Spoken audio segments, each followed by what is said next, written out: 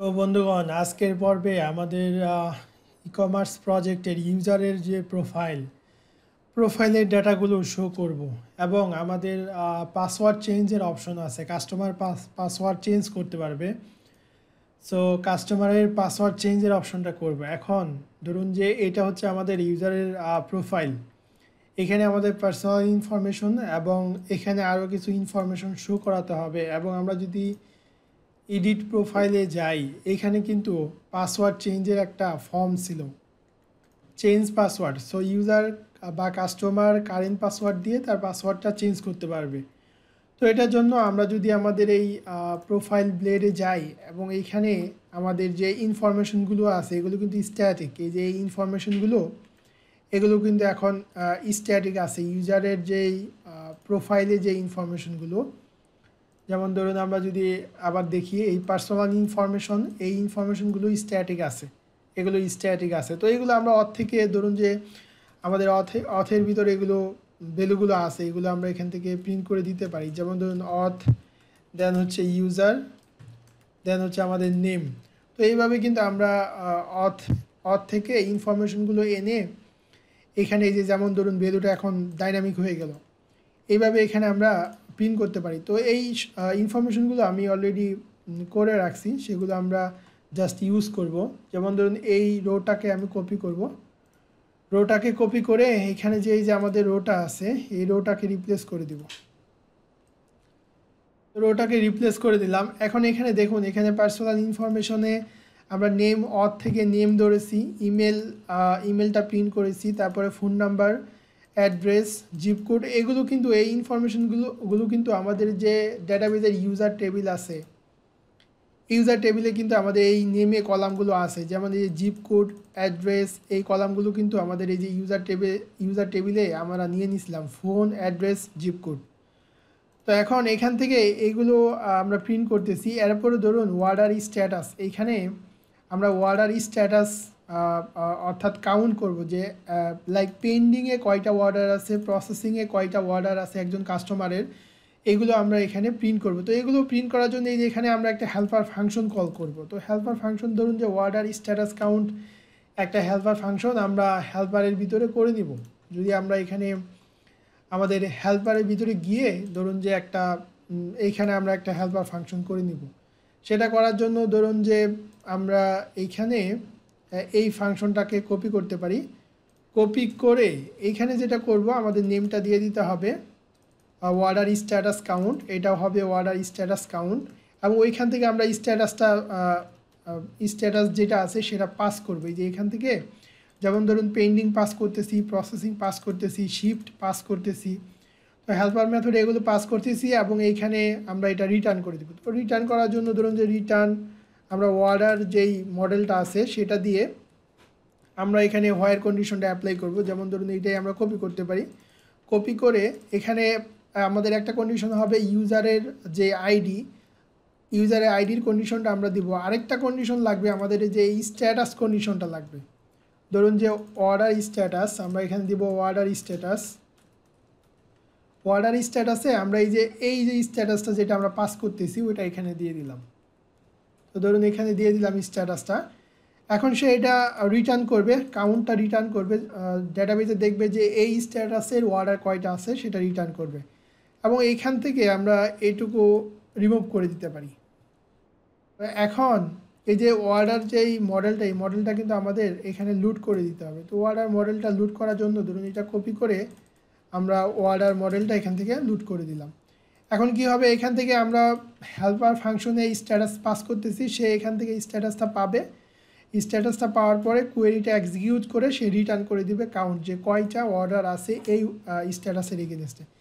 এরপরে দেখেন, এরপরে আমরা ফাইনাল আরেকটা স্টেপে রেখেছি order info, other info. Actually other ইনফোতে আমরা জাস্ট জয়েন ডেটটা দিয়ে দিয়েছি। আপনারা চাইলে আরও ইনফরমেশন এখানে দিতে পারেন। তো এখন যদি আমরা রিফ্রেশ দেই তাহলে আমাদের কিন্তু এখানে দেখুন পার্সোনাল ইনফরমেশনগুলো ডাইনামিক হয়ে গেল। অর্ডার স্ট্যাটাসে যেমন ক্যান্সেলে একটা অর্ডার আছে, আমরা যদি এই যে মাই অর্ডারে যাই, এখানে কিন্তু আপনি ক্যান্সেল অর্ডারে গেলে একটা পাবেন, ডেলিভারে আপনার একটাও নেই। আর এগুলো যেগুলো আছে এগুলো হচ্ছে যে আমাদের পেন্ডিং। তো এখানে কিন্তু আমাদের পেন্ডিংয়ে দুইটা থাকার কথা। এই যে পেন্ডিং কিন্তু দুইটা আসতেছে, আমরা প্রোফাইলে যাই, এখানে পেন্ডিংয়ে কিন্তু জিরো আসতেছে। তো ধরুন আমরা এটা দেখে নিই যে পেন্ডিংয়ে কেন জিরো, শিফটে একটা, ক্যান্সেলড একটা। আমাদের এখানে মাই অর্ডারে যাই, মাই অর্ডারে এখানে পেন্ডিং দুইটা, ডেলিভার্ড, ক্যান্সেল, আর শিফট তো আমাদের এখানে নেই। আচ্ছা, এটা হচ্ছে পেমেন্ট স্ট্যাটাস, আমাদের কিন্তু অর্ডার স্ট্যাটাস, স্ট্যাটাসে শিফটে একটা আছে, ক্যান্সেলে একটা আছে। তো এটা কিন্তু প্রপারলি তাহলে কাজ করতেছে, শিফট একটা, ক্যান্সেল একটা। এরপরে এখানে আমরা জয়েন্ট ডেটটা শো করাচ্ছি।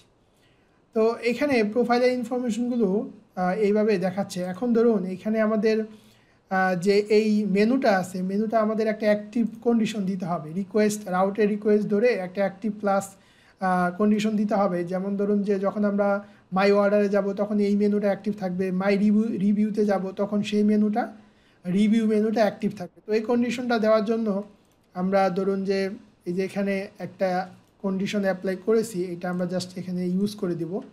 তো এটা আমরা যদি আমাদের এই রিভিউসে যাই, এখানে যে আমাদের মেনুটা আছে, যে আমরা এটাকে ওয়ার্ড্রপ করি, এইখানে আমাদের যে এই এলআই যেটা আছে, এখানে আমরা ধরুন যে আমাদের এই এলআই পর্যন্ত আমরা এখানে দিয়ে দেবো। এখানে আমরা রিকোয়েস্ট যেটা অ্যাপ্লাই করলাম, যে রিকোয়েস্ট ফাংশনটা কল করে রিকোয়েস্টের ভিতরে রাউট ইজ ফাংশনটা কল করে এখানে আমরা রাউট নেমটা পাস করতেছি। যদি ইউআরএলের আপনার রাউটটা যদি কি হয় এটার সাথে ম্যাচ করে, যে আপনার ইউজার ডট প্রোফাইল রাউটের নেমের সাথে ম্যাচ করে, তাহলে সে অ্যাক্টিভ ক্লাসটা অ্যাড করবে, আদারওয়াইজ সে এমটি রাখবে, অ্যাক্টিভ ক্লাসটা নাল রাখবে। সিমিলারলি এখানেও রিকোয়েস্ট মেথড দিয়ে রাউট ইজ, যদি রাউটটা থাকে তাহলে ইউজার ডট অর্ডার্স এই রাউটের সাথে যদি ম্যাচ হয় রিকোয়েস্টের রাউটটা, তাহলে অ্যাক্টিভ ক্লাসটা অ্যাড করে দিবে। তো এখন এটা এই যে এই এলআইটা আমাদের যেটা করতে হবে, প্রত্যেকটা পেজে দিয়ে দিতে হবে। এখানে আমাদের প্রোফাইল আছে, প্রোফাইলে ধরুন যে আমাদের প্রোফাইলের এখানে কিন্তু আমাদের এই যে রাউটটা যেটা এইখানে দিতে হবে। ধরুন এটা ওয়ার্ড্রপ করে নিই, এইখানে আমরা রাউটটা দিয়ে দিলাম, আমাদের মেনুগুলো দিয়ে দিলাম অ্যাকচুয়ালি। এরপরে আমাদের আছে ওয়ার্ডার্স, তো ওয়ার্ডার্সে আমাদের এখানে হচ্ছে যে আমাদের মেনুগুলো দিয়ে দিলাম। এরপরে আমাদের আছে ওয়ার্ডার ডিটেলসে গিয়ে এইখানে হচ্ছে যে আমাদের এলআই, তারপর আমাদের edit.blade.php এটাতেও আছে, এইখানে হবে আমাদের এডিটে, এখানে কিন্তু ফুল ইউএলটাই আমাদেরকে নিতে হবে। তো ধরুন যে ফুল ইউএলটা নিলাম, কারণ এইটা মেনুটা পুরাটা স্ট্যাটিক ছিল। তো আশা করি আপনারা এটা বুঝতে পারছেন যে এটা কিন্তু আমরা জাস্ট সিম্পল রিকোয়েস্ট দিয়ে আমরা ইউআরএলের যে রিকোয়েস্ট প্যারামিটার সেটা ধরতেছি, রাউট ইজ দিয়ে আমরা ম্যাচ করাচ্ছি, যে এই রাউটের সাথে যদি ইউআরএলের রাউটের ম্যাচ হয় তাহলে সেই অ্যাক্টিভ ক্লাসটা এই যে ক্লাসের ভিতরে প্রিন্ট করে দিবে, অর্থাৎ এই ক্লাস যে অ্যাট্রিবিউট এটার ভিতরে ক্লাসটাকে প্রিন্ট করে দেবে। এখন যদি আপনি এখানে গিয়ে রিফ্রেশ দেন, আপনি দেখবেন যে আপনি যেই মেনুতেই যান না কেন, যেমন আমি প্রোফাইলে গেলাম, এখন প্রোফাইল অ্যাক্টিভ দেখাচ্ছে, মাই অর্ডারে গেলাম, এখন মাই অর্ডার অ্যাক্টিভ দেখাচ্ছে, মাই রিভিউতে গেলাম, মাই রিভিউ এটা কিন্তু অ্যাক্টিভ দেখাচ্ছে। এরপর লগ আউটে তো এটা লগ আউট হয়ে যাবে। এখন এই যে লগ আউটের আইকনটা কিন্তু চেঞ্জ করতে হবে। তো লগ আউটের আইকনটা চেঞ্জ করার জন্য ধরুন যে এখানে লগ আউটে যেটা আছে ফাফা ইউজার এডিট না, আমাদের এটা লগ আউটের আইকনটা হবে, ধরুন যে আমরা এটা বলতে পারি যে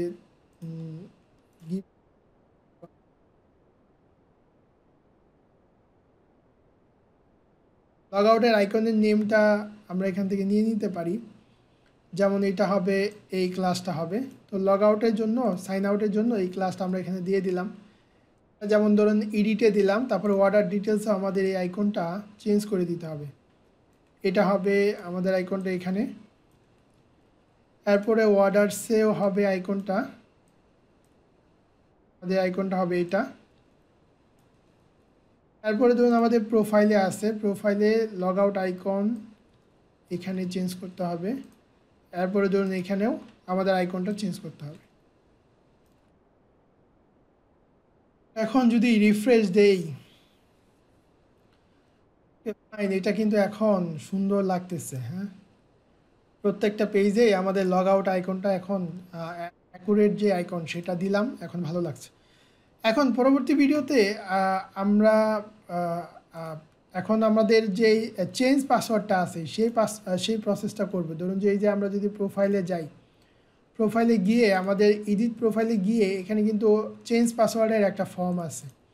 তো চেঞ্জ পাসওয়ার্ডটা এটা আমরা পাবো আমাদের এডিট প্রোফাইলে যদি যাই, এখানে আমাদের চেঞ্জ পাসওয়ার্ডের ফর্মটা আমাদের আছে। আমরা ধরেন যে এগুলো রিমুভ করি, এখানে আমাদের ধরুন যে এডিট বা চেঞ্জ পাসওয়ার্ড এই যে আমাদের এখানে একটা ফর্ম আছে, চেঞ্জ পাসওয়ার্ডের একটা ফর্ম আছে। এই ফর্মটাকে নিয়ে আমরা যেটা করব, এই ফর্মটাকে আমরা রিপ্লেস করব। ধরুন যে এই ফর্মটাকে আমরা অলরেডি ChatGPT দিয়ে এই ফর্মটা জেনারেট করে রাখছি। তো এই ফর্মটা কপি করলাম, কপি করে এটাকে রিপ্লেস করে দিলাম। তো এখন এখানে কি হবে, এখানে জাস্ট আমরা একটা রাউট কল করব। আমি এটাকে ওয়ার্ড্রপ করে নিই, এটাকে একটু ফরম্যাট করে নিই ট্যাব দিয়ে। তো এখানে আমরা একটা রাউট কল করব, সেটা হচ্ছে যে আমাদের ফর্মটা হবে মেথড হবে পোস্ট। এখানে আমরা একটা রাউট কল করব ইউজার ডট চেঞ্জ পাসওয়ার্ড। এই রাউটটা আমরা আমাদের web.php-তে এই রাউটটা দিয়ে দিব। ধরুন যে এখানে রাউটটা হচ্ছে আমাদের এই রাউটটা আমরা web.php-তে দিয়ে দিব। এইখানে আমাদের চেঞ্জ পাসওয়ার্ড রাউটটা ইউজার ডট চেঞ্জ পাসওয়ার্ড, এই রাউটটা কী করবে, এই রাউটটা ইউজার কন্ট্রোলারকে রেফার করবে। ইউজার কন্ট্রোলারের চেঞ্জ পাসওয়ার্ড একটা মেথডকে সে অ্যাক্সেস করবে। তো ইউজার কন্ট্রোলারের ধরুন যে আমরা এরকম একটা মেথড নিয়ে নিব আমাদের ফ্রন্ট এন্ডে ইউজার কন্ট্রোলার, এখানে আমরা এরকম একটা মেথড নিয়ে নিব। আমরা যদি এখানে আমরা একটা পাবলিক ফাংশন নিয়ে নিব, যেটা হচ্ছে চেঞ্জ পাসওয়ার্ড একটা ফাংশন নিয়ে নিব। তো এখন এখানে যেটা হচ্ছে ফর্মে যেটা হচ্ছে, আমরা এই রাউটটা কল করলাম, রাউটটা কল করার পর আমাদের CSRF টোকেনটা দিলাম। এরপরে আমাদের যেই কারেন্ট পাসওয়ার্ডের ইনপুট ফিল্ড সেটার নেম হচ্ছে কারেন্ট পাসওয়ার্ড। তারপর হচ্ছে নিউ পাসওয়ার্ডের ইনপুট ফিল্ড নিউ পাসওয়ার্ড। নেমগুলো আপনারা খেয়াল করবেন, নেমগুলো কিন্তু অ্যাকুরেট হতে হবে। এবং এখানে আমাদের আছে কনফার্ম পাসওয়ার্ড, এবং ইনপুট যে বাটন যেটা আছে বাটন টাইপটা কিন্তু সাবমিট হবে অলওয়েজ। তো আমরা ফর্মটা মডিফাই করে নিলাম। এই রাউটে যখন আমরা এই সাবমিটে হিট করব, তখন সেভ চেঞ্জে হিট করব, তখন অথবা আমরা এটা দিতে পারি আপডেট পাসওয়ার্ড,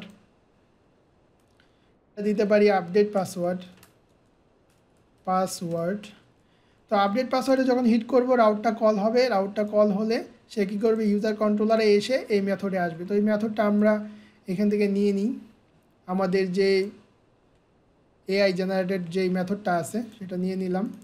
তো মেথডটা আমরা এখানে রিপ্লেস করে দিই। এখন এই মেথডটাতে যেটা হবে, আমরা এটা একটু ফরম্যাট করে নিই। এখন আমরা এই রিকোয়েস্টের থ্রুতে আমাদের যে ফর্ম, এই ফর্মের ভ্যালুগুলো পেয়ে যাব, এই ফর্মের ডাটাগুলো পেয়ে যাব। ইউজার যখন current password, new password, confirm password দিবে, দেন এগুলো আমরা এখানে কারেন্ট পাসওয়ার্ড রিকোয়ার্ড, তারপর নিউ পাসওয়ার্ড মিনিমাম ধরেন যে 8 ক্যারেক্টার দিলাম, আমরা ভ্যালিডেশনগুলো করে নিলাম। এবং কনফার্ম পাসওয়ার্ডটা কী হবে, রিকোয়ার্ড হবে, এবং কনফার্ম পাসওয়ার্ডটা must be same as new password. Confirm পাসওয়ার্ডটা কিন্তু নিউ পাসওয়ার্ড, কনফার্ম পাসওয়ার্ড দুইটা সেম হয়, এইভাবে এখানে অ্যাপ্লাই করতে পারো। এরপর এখান থেকে আমরা অথ থেকে ইউজারের ইনফরমেশনগুলো নিয়ে নিব।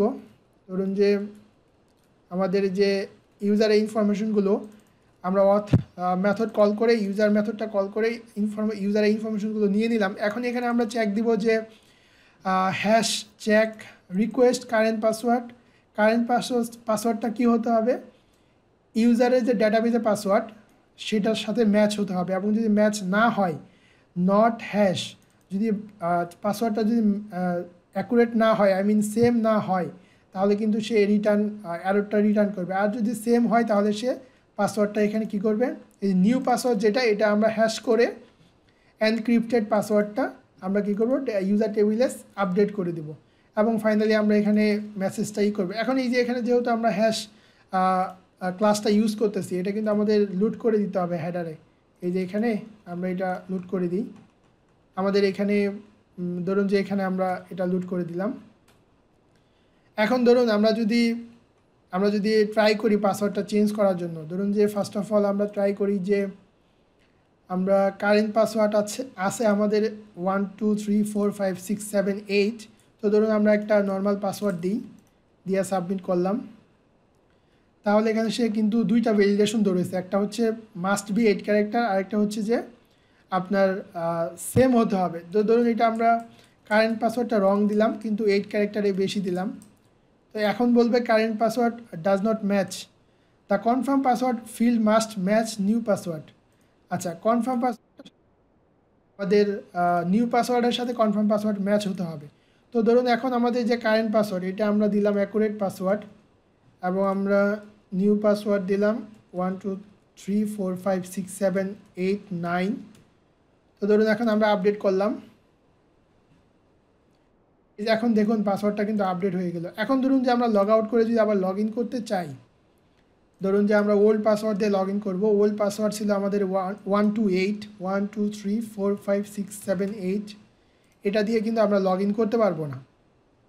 এই যে দেখুন ভ্যালিডেশন ফেল্ড। তো এখন আমরা যদি 1 2 9 দেই, এখন কিন্তু আমরা লগ ইন হয়ে গেল।